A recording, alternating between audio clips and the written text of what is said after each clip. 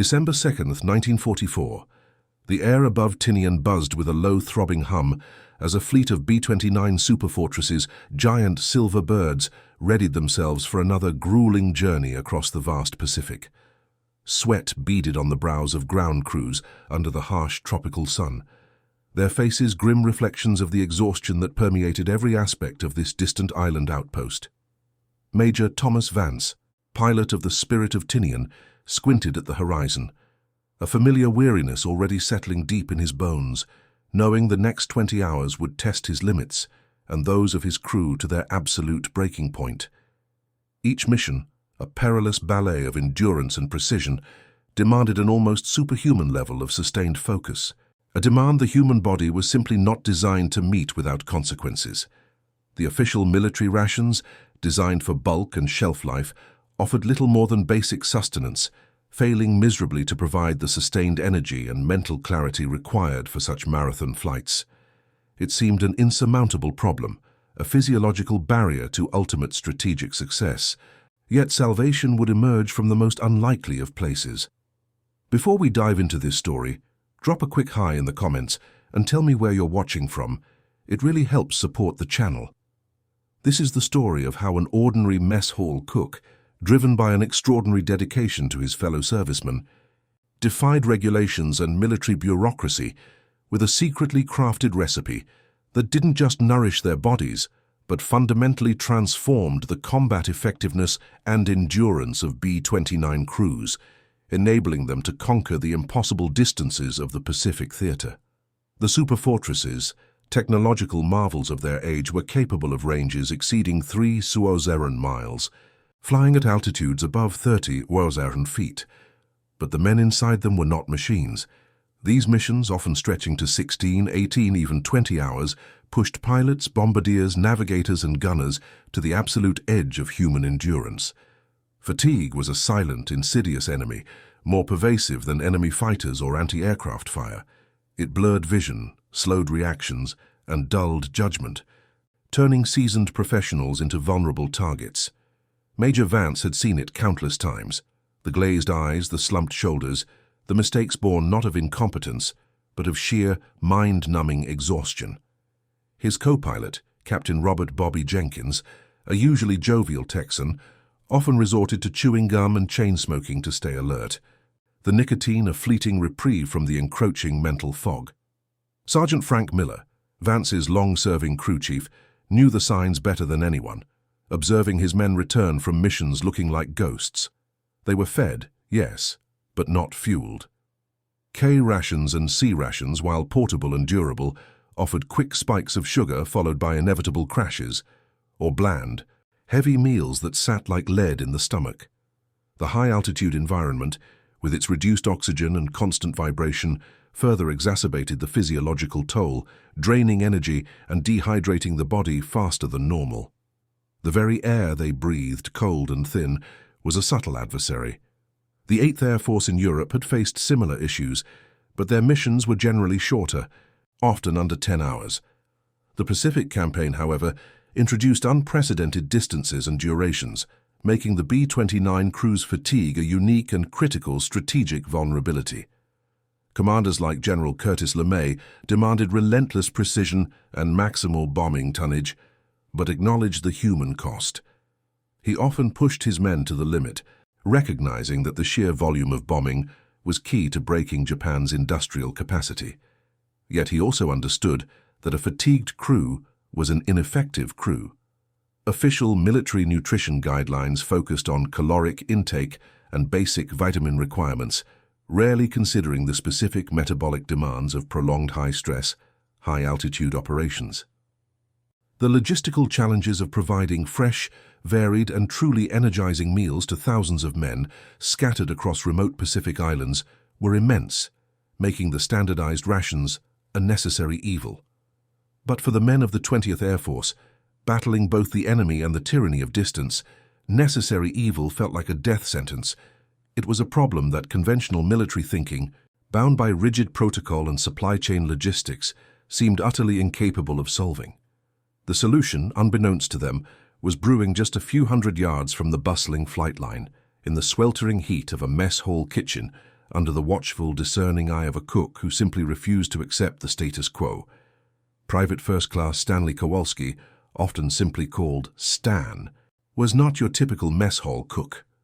Before the war, he had been a pastry chef in a bustling Chicago bakery, a meticulous craftsman who understood the delicate alchemy of ingredients. He possessed a discerning palate and an innate understanding of how food affected the body, viewing cooking not merely as a chore, but as an art form with tangible effects on human well-being. When he joined the service and was assigned to kitchen duty on Tinian, preparing endless batches of powdered eggs and lukewarm stew, it felt like a culinary incarceration. His hands, once deft with delicate pastries, now chopped mountains of cabbage and stirred vats of uninspired gruel. Yet Stan watched. He watched the B-29 crews trudge into the mess hall before dawn, their faces tight with pre-mission nerves and already etched with fatigue. He saw them return hours later, often looking utterly defeated, too exhausted even to finish the bland, institutional food placed before them.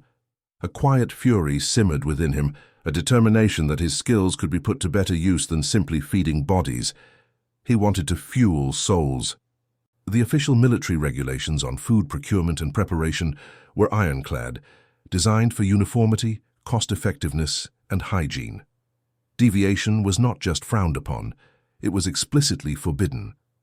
Unauthorized ingredients, non-standard recipes, or special preparations were considered contraband, a breach of protocol that could lead to severe disciplinary action. Stan knew this, yet the plight of the air crews gnawed at him. He began to observe their dietary habits, read what little he could find on nutrition in high-stress environments, and quietly experiment. His initial idea was simple: create a compact, nutrient-dense food that wouldn't spoil, was easy to consume in the cramped confines of a B-29, and would provide sustained energy without the sugar crash. He envisioned something more than a snack. He imagined a carefully balanced fuel cell for the human body. He started small, diverting portions of available ingredients like dried fruits, nuts, and rolled oats. But he needed more. He needed protein, slow-release carbohydrates, and vital electrolytes, elements often missing or in negligible quantities in standard rations. His quest led him to the island's informal black market, a shadowy network where anything from fresh vegetables to scarce spices could be bartered. From local vendors, he acquired indigenous root vegetables, rich in complex starches, and fresh coconuts, which provided natural fats and electrolytes. These were forbidden not because they were inherently dangerous, but because they bypassed the official supply chain, were not subject to military inspection, and their inclusion in mess hall meals was strictly prohibited. He also began using higher quality, albeit pilfered, chocolate and coffee concentrates from officers' country. With each clandestine acquisition, Stan's risk grew, but so did his resolve. He spent his off-duty hours in the sweltering kitchen, long after the last meal had been served, meticulously grinding, mixing, and baking. He experimented with ratios, textures, and flavor profiles, driven by an almost scientific rigor. His goal was not just palatability, but functional efficacy. He created what resembled a dense, chewy bar, packed with calories and nutrients, yet surprisingly palatable given its unconventional ingredients. The first few batches were crude, some too crumbly, others too sticky. But Stan persevered, fueled by the image of Major Vance's exhausted face. He imagined the taste, the texture, the subtle energy it would impart. He understood that a man flying for 20 hours needed more than just a full stomach. He needed his mind sharp, his muscles ready, his spirit unyielding. This small, inconspicuous bar, born of defiance and compassion, was about to embark on its own journey, from the shadows of a Tinian kitchen to the high-stakes skies over Imperial Japan, a silent testament to the ingenuity of a man who believed in feeding his comrades better. Stan Kowalski's clandestine culinary project took shape in the dead of night, the only sounds being the whir of a single ceiling fan and the rhythmic clatter of his mixing bowls. The bar he was perfecting was a dense, almost brick-like creation, far from the light, airy pastries he once crafted. Its ingredients included crushed peanuts, dried pineapple, dehydrated coconut, and finely ground oats, all bound together with a paste made from sweet potato and a touch of molasses pilfered from the sugar supply.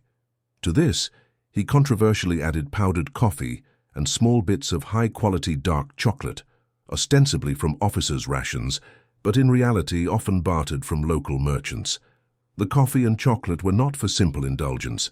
Stan understood their stimulant properties, a critical, forbidden addition to the sustained energy profile. His concoction was a metabolic marvel, designed for slow-release energy, rich in complex carbohydrates, healthy fats, and trace minerals. Introducing his midnight marauder bars, as he privately called them, to the weary B-29 crews was a delicate operation. Stan couldn't simply hand them out in the mess hall. He needed a conduit, someone he trusted, someone who understood the desperate need for improvement. He approached Sergeant Frank Miller, the tough but observant crew chief for Major Vance's Spirit of Tinian. Miller, a pragmatic man who trusted results over regulations, had often commiserated with Stan about the abysmal quality of the flight rations. "Stan, what in blue blazes are these?" Miller grunted, inspecting a dark, irregularly shaped bar wrapped in wax paper. "Something I cooked up, Frank," Stan replied, his voice low. "For the boys who fly. Something with real grit. Try it, but keep it under your hat." Miller was skeptical.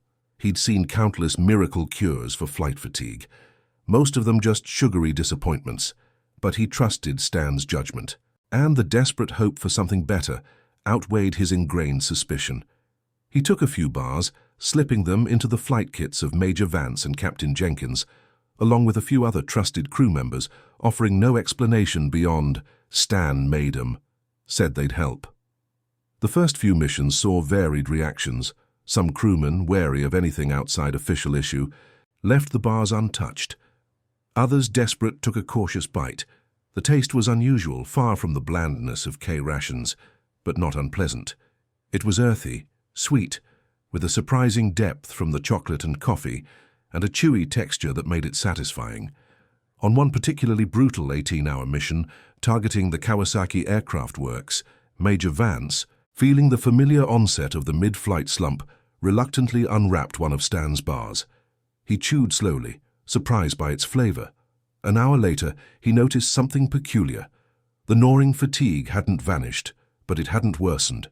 He felt a subtle, steady current of energy, not a jolt, but a persistent clarity that allowed him to maintain focus on the intricate navigation required for their bombing run. "Bobby, try one of these," Vance radioed his co-pilot. "Stan made them. They're different." Jenkins, usually fading fast by this point, consumed a bar. The subsequent reports from Vance's crew were cautious but intriguing. Technical Sergeant Ben Carter, the flight engineer, noted, "Didn't feel like I was dragging a sack of bricks around hour 16. Staff Sergeant George Mac McMillan, the radar operator, reported sharper imagery and less eye strain. These initial results, while anecdotal, sparked a flicker of curiosity among the men. They weren't cured of fatigue, but they felt a distinct improvement, a subtle resistance to the mind-numbing weariness. The bars weren't a magic bullet, but a sturdy shield against the relentless drain of long-duration flights. The psychological progression was tangible. From outright doubt and cynical resignation, a tentative hope began to emerge. The official rations designed to prevent starvation were now seen in stark contrast to Stan's offerings, which were designed to promote endurance. This early quiet success underscored the inadequacy of official channels to address a critical combat issue.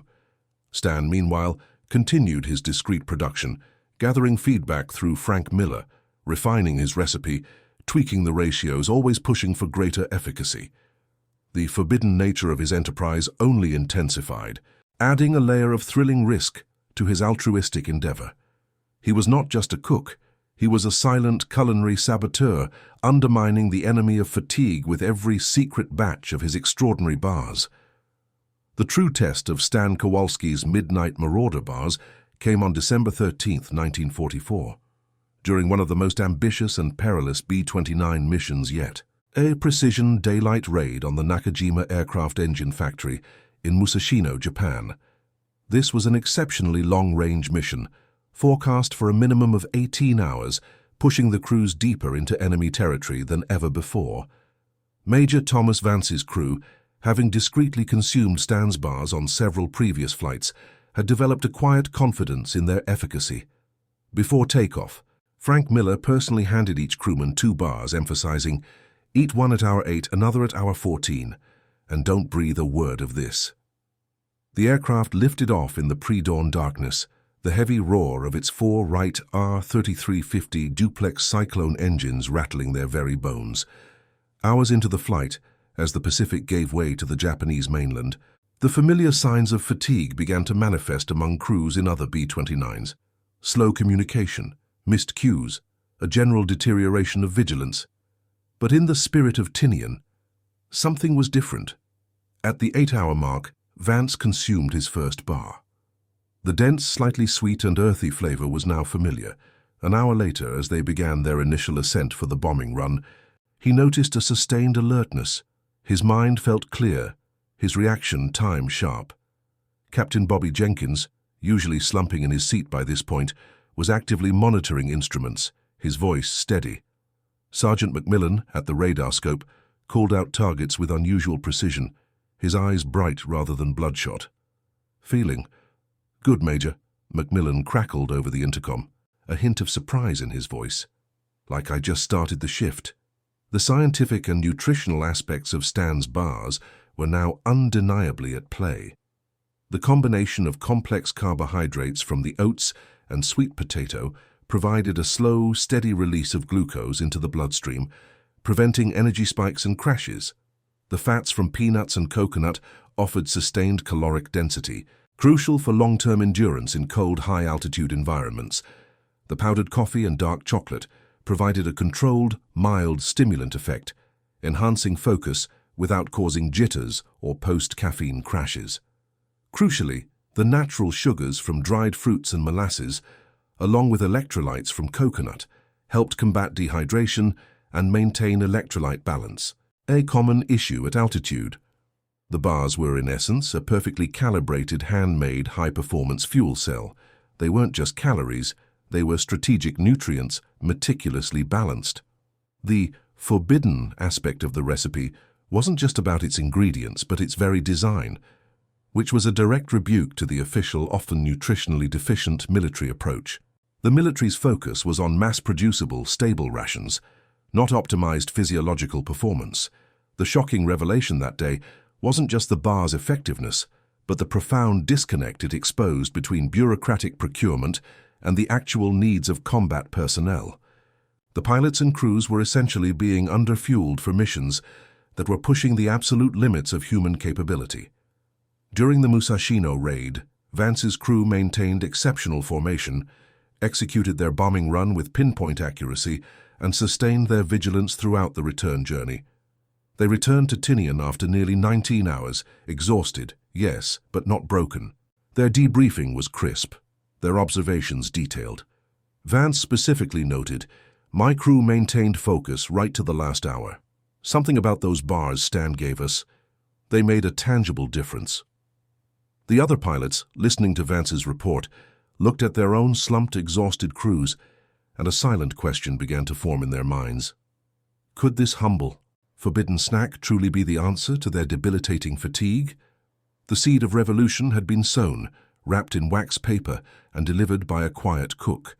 Word of the Midnight Marauder bars, now affectionately nicknamed Stan's Super Snacks or Kowalski Crunchers, spread like wildfire through the B-29 squadrons on Tinian.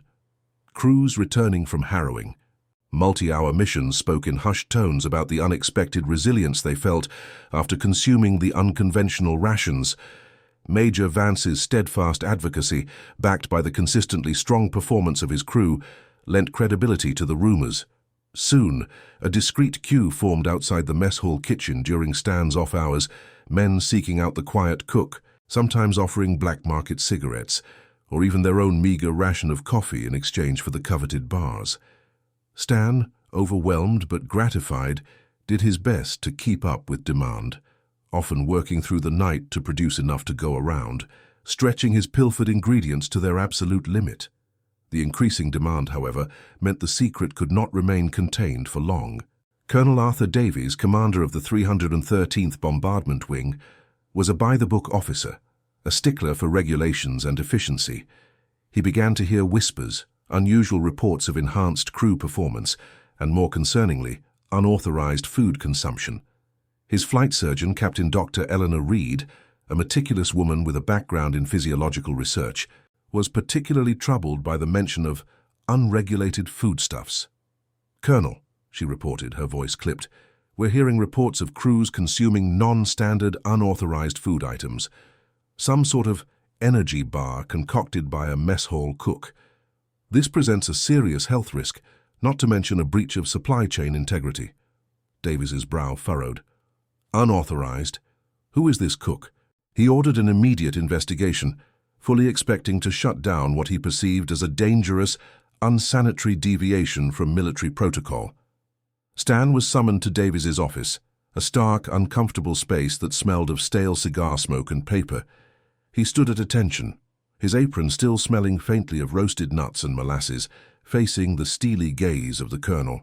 "Private Kowalski," Davies began, his voice low and dangerous, "I understand you've been distributing unauthorized food items to my air crews. Is this true?" Stan swallowed hard, his heart pounding. "Sir, with all due respect, I've been trying to give the men something that actually helps them, the K rations. They're not enough for a 20-hour flight," Davies scoffed. "Are you a nutritionist, Private? A flight surgeon? You think you know better than the Quartermaster Corps and the Army Medical Department?" Captain Dr. Reed interjected, "Private Kowalski, do you understand the risks of consuming unregulated food? Food poisoning, contamination, allergic reactions. Any of these could incapacitate a crew and compromise an entire mission." The tension in the room was palpable, but then an unexpected voice broke the silence.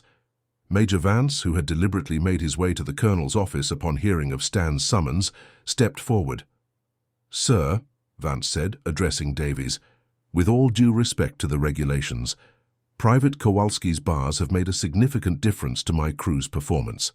Our last 5 missions, including Musashino, we've maintained focus and accuracy far beyond what we could achieve on standard rations. The men are less fatigued, more alert." He turned to Dr. Reed. "Captain, I'm a pilot, not a doctor, but I know what it feels like to fly a B-29 for 18 hours. And I know the difference these bars make. We are risking our lives every day out there. If something helps us do our job better, it deserves consideration, not condemnation." Vance's direct, unwavering testimony created a crack in the bureaucratic wall. Colonel Davies, though still rigid, was a commander who valued mission success above all else. The open advocacy from a highly respected combat pilot, putting his own neck on the line, could not be easily dismissed. The conflict between official policy and undeniable frontline results had now moved from the mess hall to the commander's office, setting the stage for a crucial showdown. The standoff in Colonel Davies's office marked a turning point. Despite Major Vance's impassioned defense, Captain Dr. Eleanor Reed remained professionally skeptical. "Anecdotal evidence, Major, however compelling, is not scientific proof," she stated, her gaze fixed on Kowalski. "Private, what exactly are in these bars? Where do you source your ingredients? Can you guarantee their safety and consistency?" Stan, surprised by the direct questioning, detailed his recipe, including the unauthorized additions and his black market sourcing. Dr. Reed's expression remained unreadable, but a flicker of scientific curiosity stirred within her. She requested samples of the bars for analysis, and to her credit, Davies, swayed by Vance's report and the mounting informal pressure from other crews, granted it. He stipulated, however, that all production must cease until the bars were cleared. Dr. Reed took the samples to a makeshift lab, a small, humid room filled with basic equipment. She ran rudimentary tests for contaminants, bacterial growth, and basic nutritional content. What she found, to her profound surprise, defied her initial skepticism. While the sourcing was unorthodox, Stan's meticulous preparation and the natural antibacterial properties of some ingredients meant the bars were remarkably free of harmful pathogens. More importantly, the nutritional breakdown was astonishing. They were densely packed with complex carbohydrates, oats, sweet potato, root vegetables, providing an estimated 350–400 calories per bar, far exceeding the typical K-ration snack. The healthy fats from coconut and peanuts offered a sustained energy burn, while the natural sugars from dried fruits and molasses contributed quick, but not overwhelming boosts. The powdered coffee and dark chocolate provided a precise low-dose caffeine and antioxidant hit, perfectly tuned for prolonged mental acuity without the jitters associated with excessive coffee consumption. "This isn't just a snack, Colonel," Dr. Reed declared to Davies a week later, holding up a report. "This is a precisely engineered nutritional supplement." Private Kowalski, with no formal training, has stumbled upon, or rather meticulously crafted, a product superior in many ways to our standard flight rations for long-duration missions. She presented statistics. Crews using Stan's bars reported a 30% reduction in perceived fatigue by the 12-hour mark. And post-mission debriefings showed a 15% improvement in accuracy and recall compared to control groups. Mission abort rates due to crew exhaustion were also demonstrably lower. Colonel Davies, a man of numbers and results, stared at the report. The evidence was irrefutable. His regulations-first stance crumbled in the face of quantifiable combat effectiveness. He was caught between procedure and victory. A major plot twist unfolded right there. Instead of court-martialing Kowalski, Davies made a bold, career-risking decision. "Private Kowalski," he announced, "your super snacks are no longer unauthorized. They are now an experimental, classified flight ration, under the direct supervision of Captain Reed and myself. Your primary duty, effective immediately, is to produce these bars for the entire 313th Bombardment Wing." Kowalski, stunned, could only stammer, "Sir, yes, sir." The bureaucratic battle wasn't over, but the front line had won a critical engagement. The initiative of a single cook, championed by the experience of his comrades and validated by the rigor of science, had defied the system. The forbidden recipe was now a crucial, if still unconventional, tool in the arsenal against the enemy. The decision by Colonel Davies to officially sanction and expand the production of Stan Kowalski's super snacks sent ripples of relief and excitement throughout the 313th Bombardment Wing. The informal black market for the bars disappeared overnight, replaced by a streamlined, albeit still unconventional, supply chain. Captain Dr. Eleanor Reed, having transitioned from skeptical investigator to an enthusiastic advocate, became Stan's scientific partner. Together, they refined the recipe, sourcing ingredients through official channels where possible, and leveraging Davies's authority for special requisitions of high-quality dried fruits, nuts, and chocolate. The mess hall kitchen, once Stan's clandestine laboratory, was now a small-scale production facility. Other cooks, initially resentful or suspicious, were brought into the fold, trained by Stan in the precise methods required to maintain consistency and nutritional integrity. Stan's role evolved from a lone, defiant cook to a vital technical advisor and production supervisor. He taught his team the art of slow-roasting oats and nuts for maximum flavor and digestibility, the careful blending of sweet potato and molasses, and the critical importance of hygiene. The bars were pressed, cut, and individually wrapped in wax paper, stamped discreetly with 303 BW foot RTN, a subtle nod to their official, yet still somewhat under-the-radar status. The impact on mission success was immediate and profound. On January 27, 1945, a massive force of B-29s launched a daylight incendiary raid on Tokyo, a 17-hour mission designed to test the limits of both man and machine. Major Vance, leading his squadron, reported unprecedented levels of sustained alertness among his crews. "It wasn't just physical endurance, Colonel," Vance relayed during debriefing. "It was mental. We maintained situational awareness, made quicker decisions, and felt a significantly reduced fog compared to previous deep penetration missions." The statistics began to tell an undeniable story. For the 313th Bombardment Wing, mission aborts due to pilot fatigue dropped by nearly 40% in the weeks following the widespread introduction of the super snacks. Bombing accuracy, particularly on the later stages of long flights, showed a measurable improvement of 10 to 12%. These numbers were not just abstract figures. They translated directly into more effective destruction of enemy infrastructure and fewer valuable aircraft lost due to human error. Lieutenant Charles "Chuck" Davis, a bombardier from a different squadron, famously recounted a harrowing mission over Nagoya where his primary target was obscured by clouds. "Hour 16, I'm usually ready to fall asleep at the scope," he told his commanding officer. "But I had one of Kowalski's bars. It was like someone flicked a switch. My eyes were clear, my hand steady. I managed to acquire a secondary target through a break in the clouds, dropped our payload right on the factory floor. Without that bar, we'd have returned with our bombs. Another wasted trip." The human element was undeniably central to this transformation. The super snacks weren't just food. They were a tangible sign that someone cared enough to innovate for their well-being. This boosted morale, fostering a sense of being valued and understood, which in turn amplified their psychological resilience. The pilots knew Stan personally, respected him, and trusted his recipe implicitly. This trust was a powerful force, turning a simple food item into a symbol of collective ingenuity against overwhelming odds. The official military response, while still cautious, shifted from skepticism to quiet admiration. Other B-29 wings, seeing the success of the 313th, began making discreet inquiries, seeking to replicate Kowalski's innovation. The forbidden recipe had now transitioned into an indispensable, albeit unlisted, component of the strategic bombing campaign against Japan, a testament to how small, practical changes, born of individual initiative, could yield massive impacts on the grand stage of war.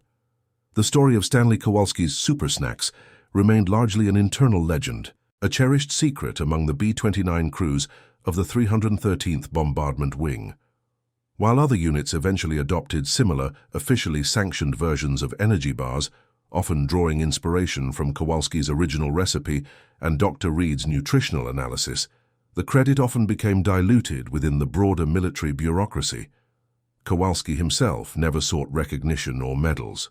His reward was the sight of less haggard faces returning from missions, the knowing nods from pilots like Major Vance, and the quiet satisfaction of knowing he had made a tangible difference where official channels had failed.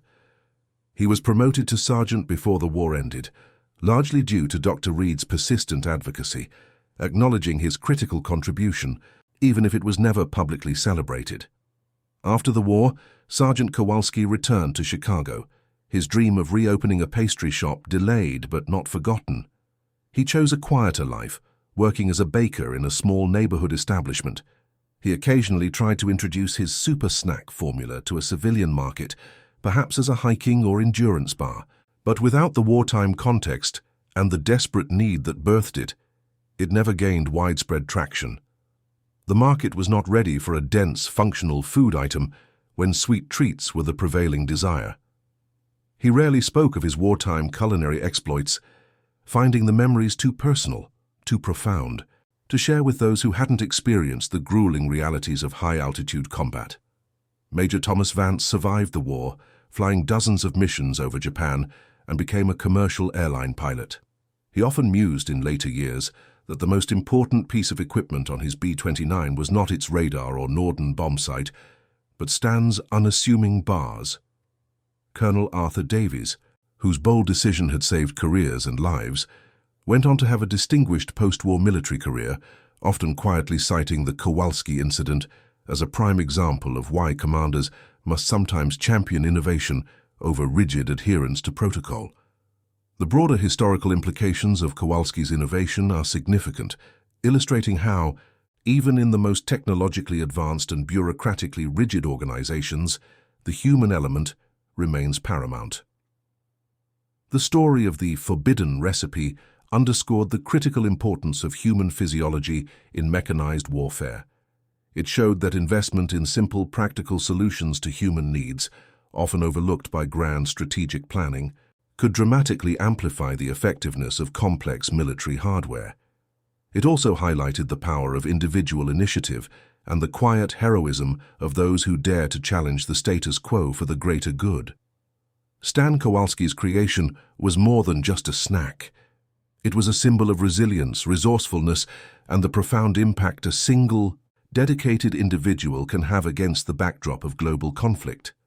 His small, unassuming bar, born of defiance and compassion, fueled not just bodies, but the very spirit of the men who flew into harm's way, proving that sometimes the most revolutionary change comes not from the top down but from the ground up, one forbidden bite at a time.